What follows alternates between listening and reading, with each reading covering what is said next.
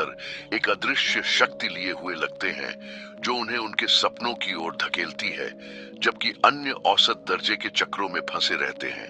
दशकों तक मैंने इस रहस्य को सुलझाने के लिए खुद को समर्पित किया, अपने समय के सबसे असाधारण पुरुषों का अध्ययन किया और मुझे एक परेशान करने वाला सच पता चला।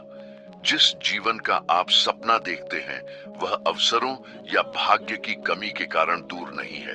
यह केवल एक कारण से दूर है। आपने अभी तक वह चुनाव नहीं किया है जो हर वास्तविक परिवर्तन से पहले आता है। मेरा नाम नेपोलियन हिल है और 20 से अधिक वर्षों के शोध के दौरान मुझे इतिहास के सबसे धनी पुरुषों के दिमाग में गहराई से उतरने का सौभाग्य मिला। मैंने एंड्रयू कार्नेगी से बात की, हेनरी फोर्ड का अध्ययन किया, थॉमस एडिसन का विश्लेषण किया और मुझे पता चला कि एक मौलिक चुनाव है जो उन लोगों को अलग करता है जो अपने सपनों का जीवन जीते हैं और उन लोगों को जो केवल सपने देखते हैं। यह चुनाव पैसे, प्रसिद्धि या शक्ति के बारे में नहीं है। यह कुछ गहरा है, परिस्थितियों पर केवल प्रतिक्रिया करने के बजाय अपनी वास्तविकता के सचेत निर्माण की पूरी जिम्मेदारी लेने का निर्णय। अधिकांश लोग सचेत नींद में जीते हैं, शारीरिक रूप से जागृत लेकिन मानसिक रूप से सोए हुए।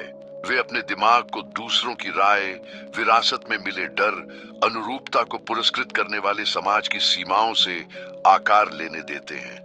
वे मानते हैं कि वे चुनाव करते हैं लेकिन केवल पूर्व प्रोग्राम किए गए पैटर्न का पालन करते हैं। लेकिन एक छोटा सा हिस्सा है जिसने कुछ असाधारण खोजा है। मानव मन जब उद्देश्य के साथ निर्देशित होता है तो ब्रह्मांड की सबसे शक्तिशाली शक्ति बन जाता है। इन लोगों ने अपने जीवन के सचेत वास्तुकार बनने का चुनाव किया है और परिणाम जादुई लगते हैं। आज मैं न केवल इस परिवर्तनकारी चुनाव को साझा करना चाहता हूं, बल्कि यह भी बताना चाहता हूं कि आप कहीं भी हों, इसे कैसे लागू करें। आपके सपनों का जीवन कुछ भाग्यशाली लोगों का विशेषाधिकार नहीं है। यह एक अधिकार है जिसे आप तब दावा कर सकते हैं जब आप दर्शक बनना बंद करने और अपनी कहानी के नायक बनने का फैसला करते हैं। इतिहास में हर बड़ा परिवर्तन किसी कार्य से नहीं, बल्कि एक मानसिक चुनाव से शुरू हुआ। किसी ऐसे व्यक्ति का एक मौन निर्णय जिसने यथास्थिति पर सवाल उठाने और एक अलग वास्तविकता की कल्पना करने का